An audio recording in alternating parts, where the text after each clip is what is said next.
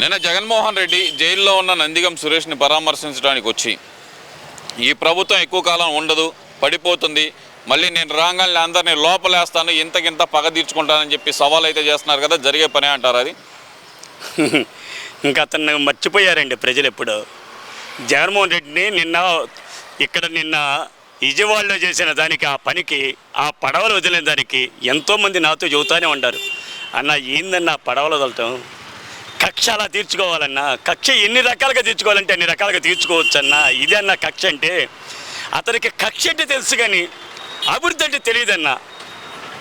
అతని జైల్లో వేసింది నందిగం సురేష్ని కాదు, ఏంది నందిగం సురేష్ని కాదు, మన ప్రజల్ని వేసింది. గత 5 ఏళ్లలో మనం చేసిన తప్పులకి మన శిక్ష అనుభవించేయాల. ఎదవ వల్ల ఇవాళ మన రాష్ట్ర ఆర్థిక వ్యవస్థ నాశనం చేసాడు. రెండోది, నందిగం సురేష్ అనే అతను ఒక పెద్ద ఎదవన్న. ఎంతమంది నాతో అంటున్నారంటే అంతమంది అంటున్నారు. చంద్రబాబు నాయుడు గురించి మాట్లాడుతుంటే, అన్న బెబ్బులిపులి సినిమా చూసావన్నా, యుద్ధంలో తన తల్లి చనిపోయినా కానీ దేశ రక్షణ కోసం ఎలా అయితే పనిచేశాడో అలా పనిచేశాడన్న నిన్న విజయవాడలో. అంత చక్కగా పనిచేస్తే ప్రజలు హృదయాల్ని దోసుకున్నాడన్న చంద్రబాబు నాయుడు గారు. ఇవన్నీ కాదు, ఆయన ఓన్లీ ఫోటోషూట్ల కోసం మాత్రమే తిరుగుతున్నాడు అని చెప్పి జగన్మోహన్ రెడ్డి అంటున్నాడు. ఆయన చేసిన తప్పు వల్లే బుడమేరు పొంగి వాళ్ళ మీద పడింది కాబట్టి, అది ఆయన మీద రాకుండా ఉండటానికి ఆయన ఇల్లు మునిగిపోయింది కాబట్టి విజయవాడలో ఉన్నాడు అంటున్నారు కదా. మరి ఆయన విజయవాడలో ఉన్నాడో ఎక్కడుండాలో ప్రజలకు తెలుసు. బుడమేరు దగ్గరికి వెళ్ళి 74 ఏళ్ల వయసు ఉన్న చంద్రబాబు నాయుడు గారు నీళ్లలో తిరుగుతుంటే ఆయన కాళ్ళు పాసి పడితే నాబోటోళ్ళు కన్నీళ్లు పరింతమయ్యాం. ఎన్ని 1 గంట 2 గంటల 3 గంటల ముఖ్యమంత్రిగా చేయలే. ఆయన ఒక సైనికుల్లాగా పనిచేశాడు కాబట్టి ఆయన అక్కడ ప్రజలను ఏ రకంగా కాపాడాలో అనే ఆలోచనలో ఆయన ఉన్నాడు.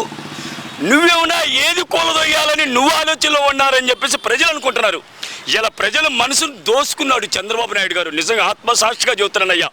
నిన్న ఒక లాన్ దగ్గర కుర్రోడు సీన్ అనే కుర్రోడు కనపడి, అన్నా చంద్రబాబు నాయుడు గారు గతంలో 5 ఏళ్ళు ఉన్నడితే అన్నా ఎంత చక్కగా ఉండేదన్నా, మేము తప్పు చేసామన్నా, ఎన్నో తప్పులు చేసామన్నా, ఇవాళ చంద్రబాబు నాయుడు గారు చేస్తుంటే మా కళ్ళమ్మటి నీళ్లు తిరుగుతున్నాయి అన్న. అతను అంత వయసులో కూడా అలా తిరుగుతుంటే ప్రజలంటే అంత గౌరవంగా, ప్రజలే దేవుళ్ళు అన్నాడు ఎన్టీ రామారావు గారు కూడా, అట్టనే చంద్రబాబు నాయుడు గారు కూడా ప్రజలే దేవుళ్ళు లాగా ఉండారని చెప్పేసి ఆయన చూస్తుంటే మాకే ఆనందం, బాధేసిందన్న అన్నారు. ఇవన్నీ కాదు, అసలు ముఖ్యంగా చంద్రబాబు నాయుడు అనే వ్యక్తి తప్పిదం వల్లే విజయవాడ మునిగింది. బోట్లు అంటే కనుక వరదలు వచ్చినప్పుడు కొట్టుకోతాయి, దాంట్లో తప్పేముంది, దానికి కూడా మాకు కుట్రకోణం అంటూ మా వాళ్ళని అరెస్ట్ చేయటం ఏంటి, ఇది జగన్మోహన్ రెడ్డి అంటున్నారు. మరి ఈ బోట్లు కూడా టీడీపీ వాళ్ళయ్యే అంటున్నాడు కదా. అతను పచ్చి అబద్ధం అంటూ అతనికి అలవాటు అయిపోయింది. ఇతన్ని జైలు లేదని జనాలు ఏమనుకుంటున్నారంటే, ఇతన్ని జైలు వేస్తే బాగుండు అని అనుకుంటున్నాడు. అతను జైలు వేస్తే బాగుండని అనుకుంటున్నాడు, సానుభూతి పొందాలని. చంద్రబాబు నాయుడు గారు అలా కాదు. ఎవడ కర్మ వాడు అనుభవిస్తాడనే ఆలోచనలో చంద్రబాబు నాయుడు గారు ఉన్నారు. కానీ రాంగ్లో జైలు వేస్తే ఈడు ఉంటాడా? ఈ మాటలేంది, ఈ కోతలేందిరా జగన్మోహన్ రెడ్డి? నిన్ను ఒక తండ్రికి బిడ్డలు ఎలా అయితే చూసుకున్నాడో, ఒకడు మంచోడు పుట్టచ్చు, ఒకడు చెడ్డోడు పుట్టచ్చు. నిన్ను చెడ్డోడులాగా నువ్వు ఉండవు. కానీ తండ్రికి లోకేష్ చూడు, ఇలా మన పవన్ కళ్యాణ్ చూడండి, మాకు వాళ్ళు ఒక బిడ్డలాగానే చూసుకుంటున్నాడు. పవన్ కళ్యాణ్ గారి, లోకేష్ గారు కానీ ఎంత చక్కగా చూస్తున్నారు. రెండోది, బుడమేరు వాగు దగ్గర మీరు ఏం చేసిన తప్పులు మీకు తెలుసా లేదా? అక్కడ ప్లాట్లు వేశారు, మట్టిని దోసేశారు, మట్టిని అమ్ముకున్నారా మీరు. ఎక్కడ పోలవరం మట్టి 500 కోట్లకు అమ్ముకున్నారా? నీ అమ్మ, ఇంకా మీకు డబ్బు మీద రందే కానీ ప్రజల మీద రంది లేదురా. ప్రజల్ని గౌరవాలని మనసుని ఎలా దోసుకోవాలి? మంచి చేసి దోసుకోవాలరా. నువ్వు చెడు చేసి ఇంకా నవ్వులు పాలు చేసావు. నీ తండ్రిని కూడా నవ్వులు పాలు చేసినోడు నువ్వేరా. ఫస్ట్ మీ తండ్రికి ఎంతో కొంత గౌరవం ఉంది, ఆ గౌరవాన్ని కూడా తీసేసిన వ్యక్తి నువ్వేరా. తండ్రి గౌరవాన్ని తీసేసినవి. అంటే జగన్మోహన్ రెడ్డి అంటుంది పదే అంటుంది మాత్రం ఒకటే, మళ్ళీ నేను వస్తా, ఇంతకింత కక్ష తీర్చుకుంటా అంటున్నాడు కదా. ఇంకేమీ కక్ష తీర్చుకునేది లేదండి. చంద్రబాబు నాయుడు గారు మనసును దోసేసుకున్నాడండి, ప్రజల మనసును దోసేసుకున్నాడు. మొన్న ఇంకా ఎవరు ఈయన అన్నాడు చూడు, గత 25 ఏళ్ళు 30 ఏళ్ళు అన్నాడు చూడండి. గత 25 ఏళ్ళు 30 ఏళ్ళు ఇంక నీ గత 25 ఏళ్ళు కదా, ఇంక 25 ఏళ్ళైనా నీకు పరిపాలన రాదు, 30 ఏళ్ళైనా నీ పరిపాలన రాదు. సీఎం అని అంటున్నాడుగా. ఇంకా వాడి నిద్రపోతా కళ్ళ కొడతా నిద్రపోతా మంచం మీద ఉండి కళ్ళు ఊహించుకోవటమే కానీ అతను ముఖ్యమంత్రి కాదు, దేనికి ఎమ్మెల్యే కూడా పనికిరాడు అంటున్నారండి ప్రజలు. మీరు ఇంకా ఆయన నమ్మితే నమ్మండి, లేకపోతే ఎమ్మెల్యే కూడా పనికిరాడండి అతని మాటలు అసలు ముఖ్యమంత్రి మాట్లాడాల్సిన మాటలేనా? అసలు మాటలు ఎలా ఉండాలి? ముఖ్యమంత్రి మాట్లాడే మాటలు ఎంత గౌరవంగా ఉండాలి, ఎంత చక్కగా ఉండాలి. చంద్రబాబు నాయుడు గారు మాట్లాడతాడు, అసలు ఆయనకి ఈయనకి నక్కగా నాగలోకానికి అంత తేడా ఉందన్న. అసలు అబ్బాబే ఇతనికి విలువలు తెలియదు, అసలు ఇతనికి వ్యాపారం తెలియదు, ఏదో దొంగలాగా దోసుకున్నాడు, రాష్ట్రం మొత్తం దోసుకొని లక్షల కోట్లు అలా సంపాదించాడు, కానీ సంపద మామూలు సృష్టించడం చేత కాదన్న. ఇక్కడ నిన్న అంబటి రాంబాబు మాట్లాడుతున్నారు, మీరేమో పవన్ కళ్యాణ్ గారు లోకేష్ గారు తిరుగుతున్నారు అని చెబుతున్నారు. మరి అంబటి రాంబాబు అంటేనేమో వీళ్ళిద్దరు ఎక్కడికి వెళ్ళారో తెలియదు, వరదల్లో వీళ్ళిద్దరు కానరాలేదు. నిమ్మల రామానాయుడు గారేమో ఆయన బుడమేర గట్ల మీద రీల్స్ ఏది వీడియోలు తీసుకుంటా ఉన్నారు తప్పితే పని చేసింది ఏమీ లేదు అనే మాట అయితే మరి అంబటి రాంబాబు మాట్లాడుతున్నాడు కదా. నిమ్మల రామనాయుడు గారు ఎంత చక్కగా 3.5 రోజులు అక్కడుండి చక్కగా బుడవేరు వాకి ఎలాగైతే మిలిటరీని తీసుకొచ్చాడంటే, చంద్రబాబు నాయుడికి సైన్యం అంటే తెలుసు, అట్టేనే మిలిటరీని తీసుకురావాలి. మిలిటరీని తీసుకొస్తే అది ఏ రకంగా దాన్ని అడ్డుకట్టేయాలని చెప్పేసి మిలిటరీ వాళ్ళు దానికి మంచి ప్లాన్ ఇస్తారు. దేశ రక్షణ కోసం ఎలా ప్లాన్ ఇస్తారో ఇట్లాంటి బుడవేరు వాకులకి ఇట్లాంటి వాళ్ళు ఎన్నో చూస్తారు. దానికోసం వీళ్ళ తీసుకొచ్చి మిలిటరీ సైన్యాన్ని తీసుకొచ్చి బుడవేరు వాక్కి ఎలాగేశాడో 3.5 రోజులు నాయన. ఆహారం అక్కడే తిన్నాడు, నీళ్లు అక్కడే తాగాడు, అక్కడే పడుకున్నాడు. మాత్రమే ఉన్నాడు ఆయన. ఏంది రీల్స్ చేసుకోవడానికి మాత్రమే. రీల్సా? ఇలా మొఖాలు తగలబెట్ట, మీరు నాశనం గాను మీ దినం చెయ్య. వాళ్ళు రీల్స్ ఇలా చేసేది మీ కళ్ళుండి, ఆ కళ్ళు లేవురా నాయన.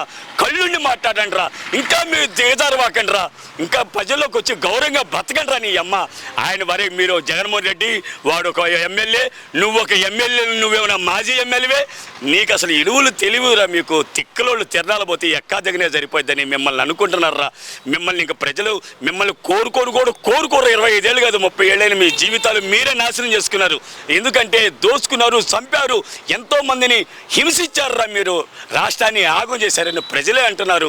ఎందుకంటే చంద్రబాబు నాయుడు గారు ఉంటే, మాకు ఒక 10-15 ఏళ్ళు ఆయన ఉంటే రాష్ట్రాన్ని గౌరవిస్తాడు.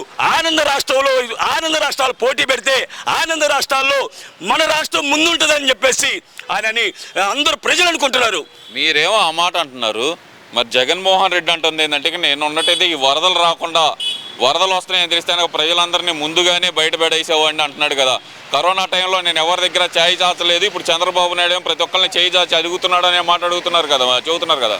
ఈడు మొహం తగలబెట్ట, ఈడు చేసిన అప్పులకి అప్పు పుట్టదనే భయంతో కాంట్రాక్టులు బయటికి రాకపోతే నేనుండానని చంద్రబాబు నాయుడు గారు, నేను సంపద నీకు ఇస్తానంటే కాంట్రాక్టులు వాళ్ళు బయటకు వస్తున్నారు. వాళ్ళు రావాలన్నా భయపడ్డారు మొన్నటి దాకా. అప్పుల రాష్ట్రం ఈ రకంగా ముంచేశాడు. అట్టగని రెండోది చంద్రబాబు నాయుడు గారు మీరేం అడిగారు? నేను కరోనా టైంలో ఎవరిని రూపాయి అడగలేదు, ఇప్పుడు చంద్రబాబు నాయుడు చేతులు ఎత్తేసి దాతల సహాయం మీద ఆధారపడ్డాడనే మాట అయితే అంటున్నాడుగా మరి జగన్మోహన్ రెడ్డి. కరోనా గురించి తెలుసా వాడికి? కరోనా టైంలో వాడు ఏం చెప్పాడు తెలుసా? జగన్మోహన్ రెడ్డి నేను ఎందుకు చీ అనేది ఎందుకు మాట్లాడతాను తెలుసా వాడి గురించి? కరోనా టైంలో బ్లీచింగ్ పౌడరు, పారాసెటమాలు ఈ 2 వాడితే సరిపోద్ది అన్నాడు. ఎంతమంది చనిపోయారా ఎదవ, ఎంతమంది బిడ్డలాగం అయిపోయారా, ఎంతమంది బిడ్డలు. అరే దాంట్లో మా వదిన కొడుకు ఒకటి చనిపోతే నా బాధ, నా హృదయం ఎలా 24 ఏళ్ళు వాడి సీఏ చదివి చేతికొచ్చే టైంలో పాస్ అయ్యి మంచి ఇదిలో ఉన్నప్పుడు చచ్చిపోతే ఆ బాధ నాకు తెలిసిరా. ఎదవన్నారా